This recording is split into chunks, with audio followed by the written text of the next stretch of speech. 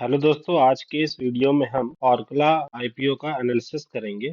Financial express के अनुसार जो ऑर्कला आईपीओ का जीएमपी है वह लगभग 13% पर पहुंच गया है। ऑर्कला इंडिया का जो काम है वो बेसिकली है फूड प्रोडक्ट्स बेचना।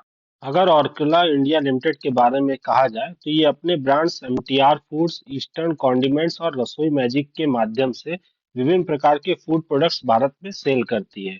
इसका जो भारत में प्रभावी बाजार है वह है कर्नाटक, केरल, आंध्र प्रदेश और तेलंगाना है। ऑर्कला इंडिया लिमिटेड भारत के साथ साथ ही अपने उत्पाद 42 देशों में भी निर्यात करती है। अगर बात करें इसकी मैन्युफैक्चरिंग फैसिलिटी की तो ये भारत, यूएई, थाईलैंड और मलेशिया में स्थित। ऑर्कला इंडिया के 1667 करोड़ रुपए के आईपीओ को लेकर बाजार में काफी उत्साह देखने को मिल रहा है और सब्सक्रिप्शन खुलने से पहले ही इसका जो जीएमपी है लगभग 13% तक पहुंच गया है। आईपीओ 29 अक्टूबर से खुल चुका है और इसकी जो क्लोजिंग डेट है वह 31 अक्टूबर। ऑर्कला इंडिया एमटीआर और ईस्टर्न ब्रांड की पेरेंट कंपनी है। इसका आईपीओ जो है वो पब्लिक सब्सक्रिप्शन के लिए 29 अक्टूबर से खुल चुका है और आम निवेशक इसमें 31 अक्टूबर 2025 तक बोली लगा सकेंगे। आईपीओ की अलॉटमेंट प्रक्रिया 3 नवंबर 2025 को पूरी होने की उम्मीद है और 6 नवंबर को ये बीएसई और एनएसई दोनों पर लिस्ट होगी। ऑर्कला इंडिया के आईपीओ की अगर डिटेल्स की बात की जाए तो कुल इसका इश्यू साइज 1667 करोड़ रुपए। अगर हम टाइप ऑफ इशू की बात करें तो वह पूरी तरह से ऑफर फॉर सेल ओएफएस है, जिसमें ₹1 फेस वैल्यू प्रति शेयर आएगी। प्राइस बैंड की बात करें तो वह 695 से ₹730 प्रति शेयर है। इसमें लॉट साइज 20 शेयर की रहेगी और जो न्यूनतम निवेश रहेगा वह ₹14,600 20 शेयरों के लिए रहेगा।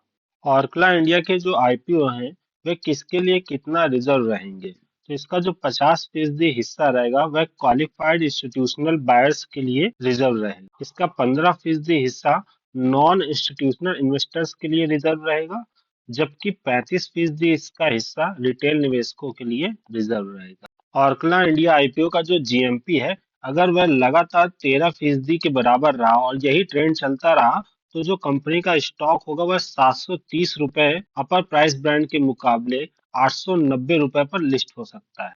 अगर आप भी ऑर्कला इंडिया के आईपीओ में निवेश करना चाहते हो तो निवेश से पहले इसके पॉजिटिव और रिस्क फैक्टर को समझ लीजिए।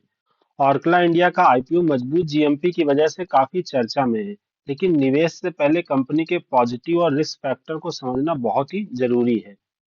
आइए जानते हैं कि कंपनी के सामने कौन सी चुनौतियां हैं और उसकी क्या खासियत है जो इसे मजबूत बनाती है। निवेश के लिए अगर पॉजिटिव पॉइंट्स की बात करें तो मजबूत ब्रांड वैल्यू और लोकल फ्लेवर की पकड़ की वजह से कंपनी के पास एमटीआर और ईस्टर्न जैसे पॉपुलर ब्रांड हैं जो साउथ इंडिया में मसालों के बाजार में लीडर हैं। एमटीआर शाकाहारी व्यंजनों में और ईस्टर्न नॉनवेज कुकिंग में पसंद किया जाता है। कंपनी का लोकल टेस्ट की समझ इसे बाजार में मजबूत बनाती है।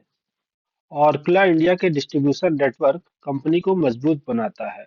इसका पूरे भारत में 834 डिस्ट्रीब्यूटर्स, 1888 सब डिस्ट्रीब्यूटर्स और 6 ई कॉमर्स पार्टनर्स है। कर्नाटक और केरल में एमटीआर और ईस्टर्न ब्रांड 67 से 70% रिटेल आउटलेट्स तक पहुंचते हैं, जो इंडस्ट्री एवरेज से 2 गुना है।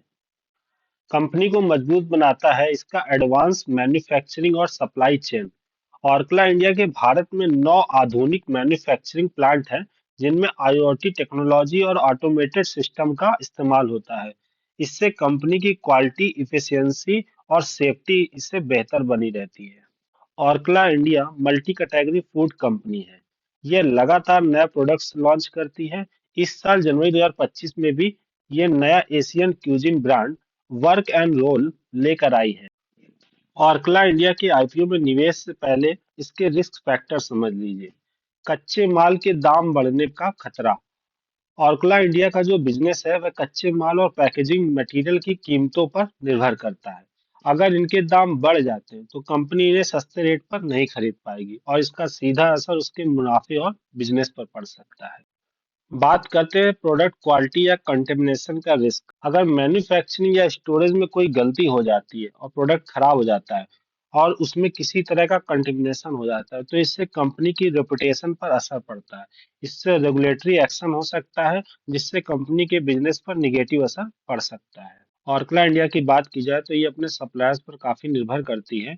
जून 2025 तिमाही में इसने लगभग 37% कच्चा माल अपने टॉप 10 सप्लायर्स पर ही खरीदा था। अगर इनमें से कोई सप्लायर हट जाता या डिलीवरी में देरी होती तो कंपनी की सप्लाई चेन और बिक्री पर इसका असर पड़ सकता है। थर्ड पार्टी रेस्टोरेंट ऑपरेशन से जुड़ा रिस्क। एक थर्ड पार्टी रेस्टोरेंट चेन को एमटीआर ब्रांड नाम इस्तेमाल करने का अधिकार मिला हुआ है।